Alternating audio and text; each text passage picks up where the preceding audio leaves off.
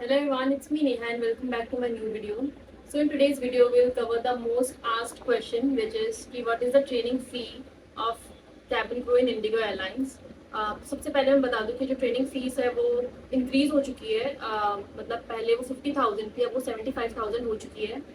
पता नहीं उन्होंने बढ़ाई क्यों, मुझे भी रीज़न नहीं पता.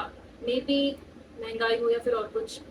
तो सबसे पहले तो लोगों का एक डाउट होता है कि वो हमसे ये ट्रेनिंग फीस क्यों मांग रहे हैं, इतनी ज़्यादा पैसे क्यों, मतलब, और क्या वो हमें फ्री में नहीं करा सकते, और इसकी क्या ज़रूरत है. मुझे भी सारे डाउट होते थे, और मतलब मैं जब ढूंढती थी तो मुझे कोई वीडियोस नहीं मिलती थी इतनी. सो आई थॉट कि मैं इस पर वीडियो बनाऊँ. तो सबसे पहले तो ये जो ट्रेनिंग फीस है, ये ट्रेनिंग फीस नहीं होती एक तरह की, ये एक तरह की सिक्योरिटी डिपॉजिट मनी होती है. तो सिक्योरिटी डिपॉजिट मनी होती क्या, ये प्रैक्टिकली समझते हैं. जो सिक्योरिटी डिपॉजिट मनी होती है वो एक तरह की एश्योरेंस होती है, एक तरह की हम कंपनी को गारंटी दे रहे हैं कि हम उनकी कंपनी को छोड़ के नहीं जाएंगे. क्योंकि ऑब्वियसली अगर जैसे एयरलाइंस है, वो हम पे इतना टाइम इन्वेस्ट कर रहे हैं, इतना मनी, इतने रिसोर्सेज हम पे इन्वेस्ट कर रहे हैं, हमें कैब फैसिलिटीज़ दे रहे हैं, जो बाहर स्टेट से आते हैं उनको होटल्स दे रहे हैं, हमें मील्स प्रोवाइड कर रहे हैं, हमें यूनिफॉर्म दे रहे हैं, बहुत सी चीज़ें हैं. तो ऑब्वियसली हमसे एक्सपेक्ट करेंगे कि हम उनकी कंपनी को बीच में छोड़ के ना जाएं.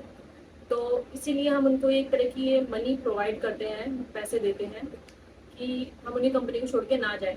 अगर हम उनकी कंपनी को छोड़ के जाएंगे तो फिर वो उन पैसों को एक तरह का रिकवरी अमाउंट समझते हैं.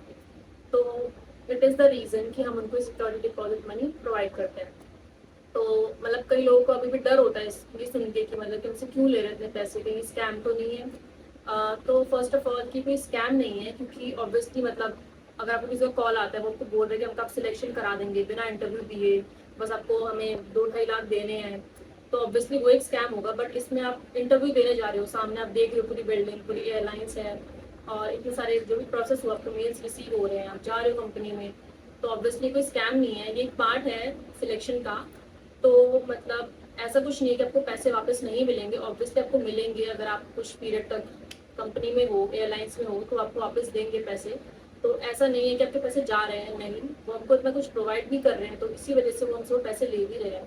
So that was it. I hope कि मैंने आपका डाउट क्लियर किया हो.